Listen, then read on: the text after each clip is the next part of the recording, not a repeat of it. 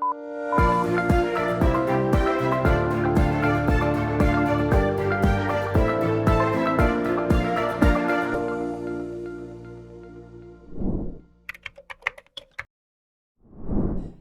hello. Welcome to another episode of Advocata Studio. And in this series, we are discussing about the entrepreneurship stories and mainly the people who succeeded by being entrepreneurs by using the market based system, which is what Advocata always promotes. Because we believe when you have a market based system, it gives an equal opportunity for people to really try things and get succeeded, and it will also create more opportunities for the entire society. So today our guest is Devin De Silva. He's the founder and the CEO of Torch Labs. Devin, thank you very much for joining with us. Thank you for having me, and yeah, great to meet you as well. So, Thanks. Devin, first tell us, you are so young, and tell us about your entrepreneurship story and how did you get there, and tell us a little bit about the Torch Labs first. yeah, for sure. So, I guess I'll go back to where it all started. I guess I was in high school, trying to make some extra pocket money during high school. So I was started working, doing some graphic design for free for some companies, and that became a paid gig. And then from that, I started interning at JB Financial in Musasa. And we were trying to bring a project to Sri Lanka, and I learned a lot about what would be a good business to bring to the country and all that. And then that kind of opened my eyes. And then fast forward into college, I guess I was in college. I was buying and selling sneakers as a way to sort of subsidize my income as well there. So I was buying and selling these sneakers. I guess in the US, there's a huge demand for certain Jordans or Nike sneakers, and then there's a huge profit margin for certain sneakers. So that kind of opened my eyes. I was like, okay, there's a lot of profit to be made here. And to secure these sneakers, there are these bots or these tools people use, right? So essentially, we started looking at what kind of tools we can also make, right? So that's sort of the start of Torch Labs and the beginning of the company. Just to give you more background about the whole sneaker reselling industry. So in the US, it's like a secondary asset class almost. So sneakers have a lot of value. So I think the Gen Z and the millennials, they can't get into the stock market because they're young. I think you have to be at least 18 in the US to even open a stock broker account. So a lot of these younger kids, they would just buy a shoe and then start selling, and then they would use that as an investment, right? So some people have they generate six figures just by selling and buying and selling sneakers, right? And similar to stocks, the price of shoes also change day to day. If you look at Apple, it's very volatile, right? Same with a certain pair of sneakers, right? And then there also has these exchanges that act as the stock market, right? So there's exchanges called StockX, even eBay, right? People buy and sell sneakers, and now they're these are the price makers now. So people are buying and selling sneakers on these platforms, right? Before it was kind of like the Wild West. There was no certain middle price. So now there's this pricing market, and then that kind of gave incentive for all these other tools like the bots and all that to give rise to the platform basically. Devin, explain a little bit on the sneaker market. You Yeah. mentioned that the prices are quite volatile and Right. people use it pretty much as an asset class. So tell us how actually someone makes a profit by Yeah. buying a sneaker and reselling it. Right. How does it actually work? Because isn't it better for the manufacturer? Actually, probably they may be able to sell it at a very low price. Right, yeah. How does it actually work? Yeah, so it's actually from the manufacturers. They also want to create the scarcity and create Right. an artificial demand. So I think there's two main factors, right? The main factor is a collaboration. Like Nike would do collaboration with some designer or something like that, right? And that creates a hype or a demand for that shoe, right? And then secondly, Nike would also limit the supply a lot. You would normally think, okay, they would want to sell more in the primary market, right? But then having that hype in the secondary market, they're get all the PR, right? On the paper, they'll be okay, Nike shoes selling for $2,000, right? The retail price is $100, right? But then people end up selling for 2,000, 3,000 plus, right? So, and that also helps the primary market because down the line, Nike's going to be okay, I'll release some more shoes, right? And then they can recoup the profit they lost in the initial release, right? So that's the whole game they're playing as well. So yeah. Right. So how did you How did you start Torch Labs, and Yeah. you basically mentioned what inspired you. Yeah. But how was the growth of the company, and what did you do right? Where was your Right. mistakes? How did Yeah, it yeah. evolve at this short period of time? Right. So again, I told you like the sneakers are very limited supply, right? So normal people or like the average person wouldn't be able to even like touch a shoe. Like, they wouldn't be able to go to Nike.com and purchase it because people are using these bots, right? Bots are automated checkout tools. They would be able to check out a shoe within a few seconds, right? A human would take like a minute or like more, right? They had to add the card, log in, all that stuff, right? A bot can do it like in a few seconds, right? So this bot market started developing, and there's like a huge demand for these bots as well. Because like let's say there's 1,000 shoes, 100,000 people are trying to buy the 1,000 shoes, right? Like your chances are really low, right? So that's why people start using bots, right, to secure not one pair, multiple pairs, right?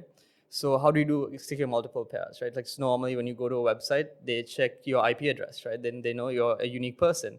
So then that's where proxies come into play. So these bots go hand in hand with proxies to enable you to buy multiple shoes, right? So and at that point I was like also buying like and selling. I think I had like over 100 shoes in my room back then, and I was like selling these slowly. But I think I realized that the more money is at the tools and stuff, right? So like the proxies basically. And I was best friends with my high school friend. He also went to university with me, and I was just pitching this idea. I was like, okay, let's start a proxy company, right? And then in the beginning, I was like, okay, let's make a consumer-facing proxy company where people can buy proxies from us and all that, right? Then I realized that that's a very saturated market, so we took the B2B route. Like we started working with businesses and giving our proxies to these sneaker proxy companies, right? So we were very niche in the beginning. We were only catering to the sneaker market, and we started building a platform first. Like we were making these bots, Discord bots. Discord is like a platform like WhatsApp, right? So if you want to buy a proxy, you just text, give me a proxy, and then like it'll give you a link, and then you pay, and then you get the proxies, and then you can put that into your bot, basically. I know it sounds a bit complicated, but in reality, it's very simple how it works. But that's how we started. We started with one simple product, and that basically evolved into a bunch of other products as well. Excellent. And how did you, where was this inspiration comes, Devin? Because Yeah. in Sri Lanka, a lot of people, they want to do the degree and then Yeah. probably looking for a job. But where this insight comes to trade, and what was the drive behind what you did? Right. Yeah. I was also there working part time, right? And then actually the some of the coworkers were also really interested in this, like Supreme, Nike, all of these like brands, and like buying and selling these, right, to supplement the income mainly. So I think during I was working at the IT help center, so there was like a lot of free time actually. So like during that, I was just doing some research, and like there's a marketplace actually. Like you can look at the prices changing day to day. It's like pretty interesting because I think my background was in finance as well, working at JB Financial as well. So like that kind of translated into like looking at shoes, and like it's actually looking at like an asset class. When you look at a shoe, you have to look at the historic pricing, and like you predict like the future as well. So if you look at like a bunch of shoe lines, you had to spot like, okay, what's going to be a winner, what's going to be a loser before even it happens, right? So that interest like from stocks converted into like actually into the shoe market as well. So I was like, okay, it was a pretty easy transition, and then I kind of liked shoes as well, right? So that was kind of a natural transition into buying and selling sneakers there as well. And also, when I went through your CV, I saw that when you had, I think, at university, that you have done this project, which is, I think, about a revenue of $1.1 million Yeah. by then. Tell us a little bit about, like, Yeah. is it because since you studied in the US, is there a focus on more like for an entrepreneurial culture, Yeah. Yeah. and how do you see that? Because since you have been in Sri Lanka, how do Yeah. you compare and contrast the two cultures, and what can we learn Yeah. from different parts of the systems that you have been through? Yeah, I think that's a really interesting point that you brought up, because I know I've been here for like 20 years, and then in the US for like 4 or 5 years. I think the main contrast is basically how easy it is to start a business. Like I think in Sri Lanka there's a lot of barriers, like even to open a bank account now. I think now it's a bit different, but like when I was here, like you can't have an online bank on your phone, you can't open a bank, you have to go in person, like show your ID and all that. In the US it's very simple, you can do everything online, you can start a business for like $100 basically, and you can start selling, right? I think in Sri Lanka the resources are really limited as well. They don't teach you these things in school, they don't teach you any of this. In the US it's very open, like there's like a lot of platforms. In school they teach you a lot of all these, like there's accelerators, there's these grants and stuff like that to really help you get kickstarted. There's like speakers coming to talk to inspire people. And I think like even accepting payments, right? Like, okay, when you look at Sri Lanka, how do you accept payments online? It's very like obscure. There's like now there's more platforms, but like let's say like 5 years back, you had to go to a bank and get their API and integrate that to your website. But in the US, there's like these services that are like widely available and it's super easy. You can start accepting payments in 5 minutes, right? And those platforms don't even work in Sri Lanka because there's like a lot of regulatory issues and stuff like that in Sri Lanka. And I think that's a huge barrier, right? So in Sri Lanka, the barrier to entry for new businesses are really high, especially like tech stuff, right? In the US, it's very low because like anyone can start a business. Like it's really easy to get started. You just need a bank account and just register your business, and you can start selling basically. So yeah, So, so you, someone who have studied in Sri Lanka, pretty much lived the life in Sri Lanka for about 20 years, and Yeah. then you went there to US, Yeah. and then basically you cracked this market and you started pretty much, you call, earning a buck, Yeah. settling there. So, how do you, since you mentioned about the start, like registering a business and ease of doing business mainly in the US, have you tried in Sri Lanka also to start a business when you were here, uh, on any other industry? Right. I think when I was in high school, I was doing the freelance, like, graphic design and stuff, but then I didn't register a business. So it was very informal. Like, it was just like, cash on, like, just to pay me cash, or like, it was very small scale as well. Right. So, but I think now they have these like platforms like Simple Book and stuff that actually you can register a business online for like, I think, 15,000 rupees, and you can get it registered. Actually, we're currently looking to register a subsidiary in Sri Lanka to facilitate our hiring process, because majority of our team is from Sri Lanka. I think we have about 8 people now working for us, and majority of the team is from Sri Lanka. And we want to, give like a proper office space and all that for our team, right? So for that, we need to have like a proper company in Sri Lanka. So that's why we're trying to establish one here. And now the process is much easier than before. And I think, the information is there, but it's very like scarce. Like you need to, I feel like there needs to be like a more open dialogue about how to start companies and stuff in Sri Lanka as well. So for me to even like get to that point of finding the website, I had to do like a lot of research. I was like, okay, this is how I do it. There's like the different formation methods and different company types in Sri Lanka, right? So I think that information should be more open and easily accessible for like younger kids as well in Sri Lanka.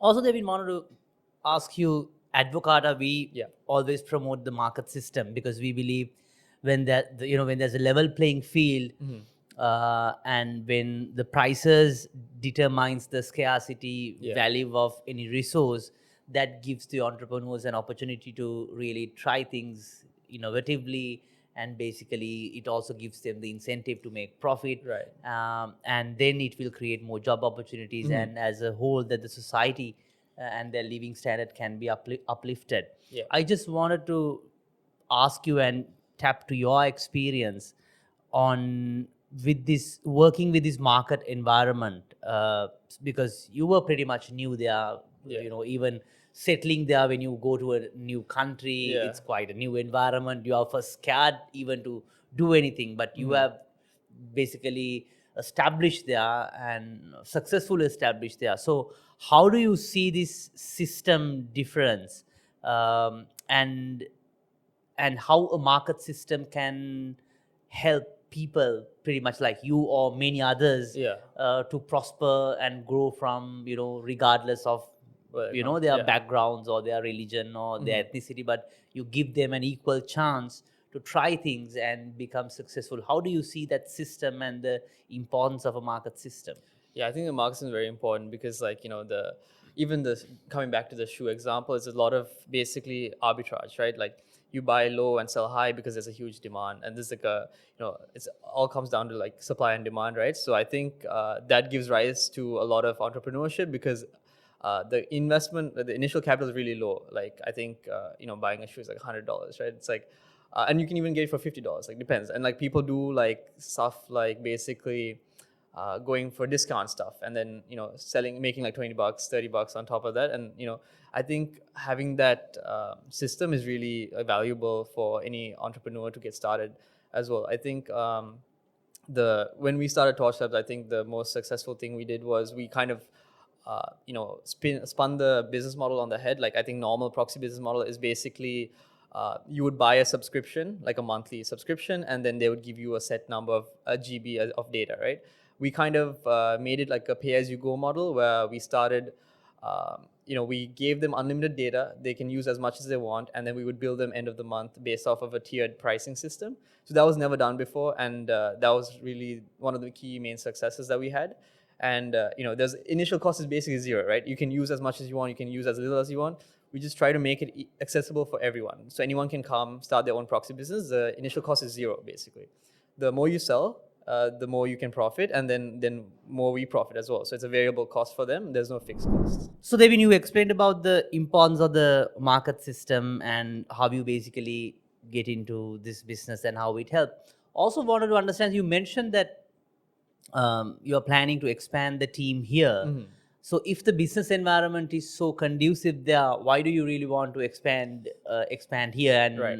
how do you see the pros and cons on expanding here? And Right. of course, I'm not sure about the data on the sneaker market here. So just Yeah. tell us what do you plan to do, and why Yeah. then expanding in Sri Lanka? Yeah, so I mean, so the sneaker market is a very niche market, right? And ultimately, our goal is to expand into other industries such as like web scraping, SEO, social media management, all using proxies, right? So there's a huge market out there, and we're mainly focused B2B. We want to shift to B2C as well. In terms of expanding in Sri Lanka, we're mainly talking about our team and our team base here. We want to start building a bigger team. I think we have around 8 people currently. We want to increase that to 16 by sometime this year, and we're on track to do that. I think the best part about having a team in Sri Lanka is, people in Sri Lanka are very educated, and they are very fluent in English, and they are very computer literate. If you look at the US, the minimum wages are very high as well, but then the amount of the technical skills is lower when you go for like the lower range of salaries in the US, right? But in Sri Lanka, like the level of skill is pretty high, and then for our business, like the training and all that, we do all in house, and we have a quite sophisticated training system. So I think we want to really expand the knowledge of our employees as well. And I think it all comes back to the roots as well. And I want to give back to Sri Lanka and bring foreign revenue back into the country as well. So we want to expand our team, grow into an office, and basically get up to 16 people, and so we can run the full show from Sri Lanka as well. Most of our clients are in the US and EU regions, but then everything operates online, right? So we are mainly online business. So the physical location doesn't really matter for us, just the time zones and all that, right? So we have staff working on all different time zones, and I think we're introducing like these new tools like AI chatbots and stuff like that to help facilitate other sort of communications as well. So I think Sri Lanka has a lot of potential, and after the whole power cut situation, all the fuel crisis and stuff, now it's much more conducive to hire from Sri Lanka. Previously, we were kind of skeptical from hiring Sri Lanka because of all these issues, right? But now working from home has been a big benefit for us. It's worked really well. We had all these project management tools in place, and I think people from Sri Lanka are very dedicated, and they're very enthusiastic to work with us. So I think it's been working really well, and we're happy to expand here as well. So. Also, Devin, wanted to understand, as an entrepreneur, how is your day looks like, and what any tips or Yeah. any, because I think any entrepreneur, they face this, they have to go through this, how shall I say, that cycle that you get HR issues, you get Yeah. financial issues, and sometimes you really can't get a Yeah. grip on the market, and then you start losing, and there's also opportunity cost that you could have done so many other things.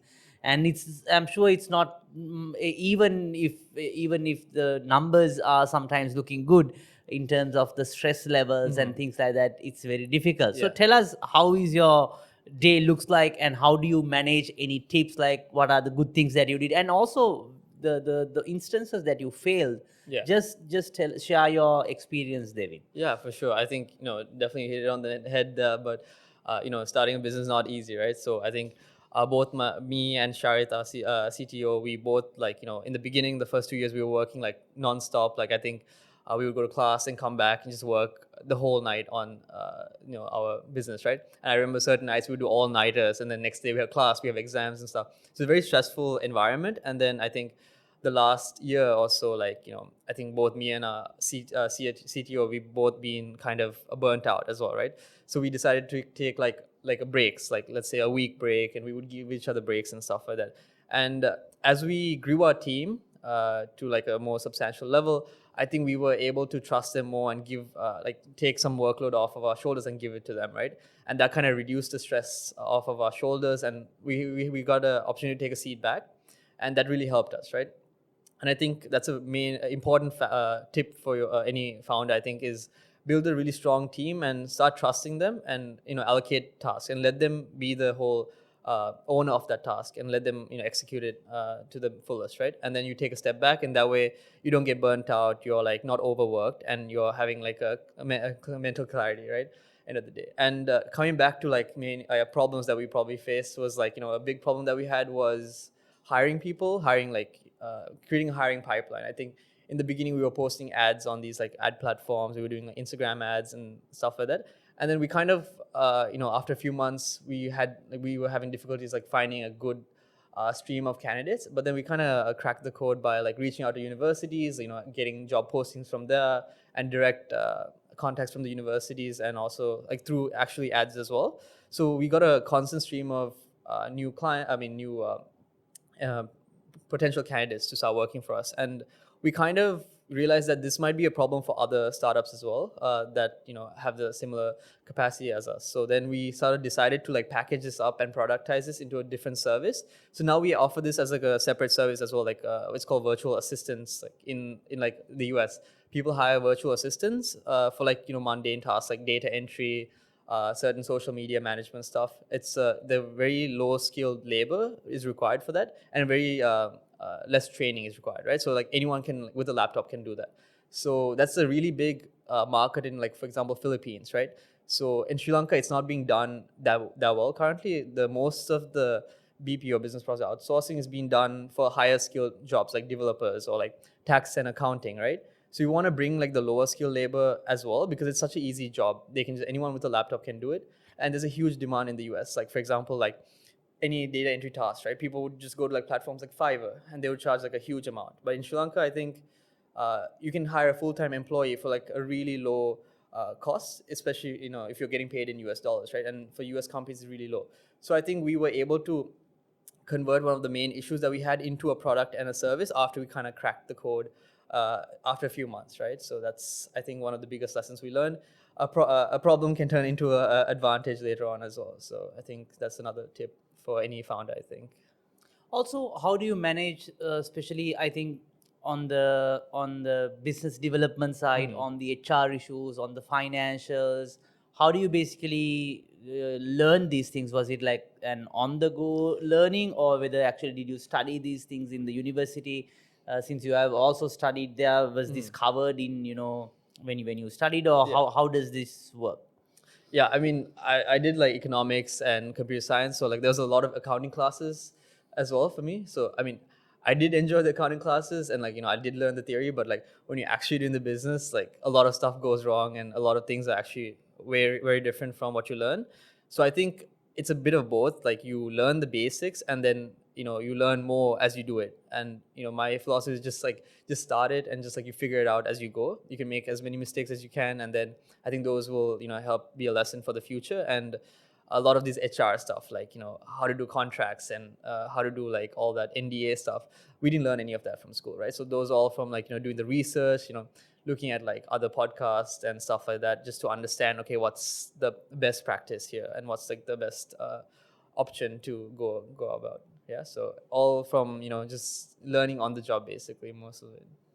Also, Devin, wanted to understand, in the business environment that you work in, the since we promote mainly the market based system, how do you from comparing from there, you mentioned about the business registration side, pretty much the ease of doing business side. What else do you recommend? Like, what are the loopholes that you see that can be improved, uh, given the context, given the situation in the country? What suggestions that you have to provide a platform for Yeah. people like you to grow and prosper? What else that we need to change? Yeah, I think one of the main things is like, okay, we're slowly improving as a country to give access to all these like banking and business registration and stuff. But I think the main thing is education. And like so I think even with my parents, I think they all want to do like this set mindset where like, go to get a job and stuff like that. I think we need to have a shift of the mindset as well,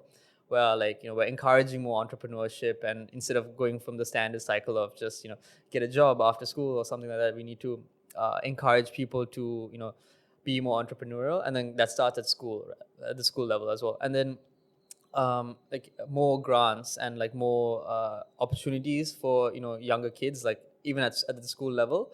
I think that could be really conducive to creating an economy with more startups and more businesses that are coming from the younger generation, I think, as well. Any final thoughts, Devin, for the young entrepreneurs who will also be aspired to, start businesses, and really, especially after the economic crisis, Sri Lankans are also looking at opportunities to earn in dollars. So they all wanted somewhere, where they can sell something, for a different market and earn dollars. Right. What ideas, thoughts that you have? Any final thoughts on how basically someone who is aspired to start a business, even in a foreign country, what should they do? Yeah, definitely. So I think, just focus on what you're good at. Like, a lot of people have their own talents and their skills. Like if you're good at graphic design, if you're good at development stuff, just start, like, just get started. Like just send like a bunch of emails, or like just reach out to people. Like, you're going to get a lot of no's in the beginning, but you just need one yes to like change your whole like trajectory, right? And then there's a lot of these tools, like there's this bank called Wise. It's an online bank you can set up in minutes, and you can start getting dollars directly to that, and then you can convert it into local currency, whatever you want to do with that. And that way you have your whole dollar account and everything set up, right? It's very simple, very easy to get started. Even in Sri Lanka, you have access to that. So I think the main advice is just get started, like do something you're good at, and just reach out to as many people as you can. You're gonna get a lot of no's. Just one yes will be enough, and then just go from there, basically. Thanks, Devin. Thank you very much for joining us and joining our podcast series, and all the very best for your business and also for your team. And we are looking forward to stay in touch and move the conversation forward. Thank you. Thanks for having me. Yeah, great. Thank you very much for joining us, and we are looking forward to bring more new episodes with entrepreneurs who have really succeeded by using the market system, because we believe that the market system is the best system that will give the opportunity for entrepreneurs for innovation, which will incentivize their risk appetite, and then it will overall help the society and to improve the standard of living of Sri Lankans as well as everyone in the world. So we'll join you with a new episode with a similar kind of an entrepreneur to understand their entrepreneurship story. Stay tuned. If you are interested in seeing more content like this, don't forget to like, subscribe, and follow Advocata on all social media platforms to never miss out on our latest content. Consider supporting Advocata by becoming an individual subscriber. Gain access to our weekday media monitoring of economic news, exclusive Advocata events, and more. To learn more, visit us at support.advocata.org.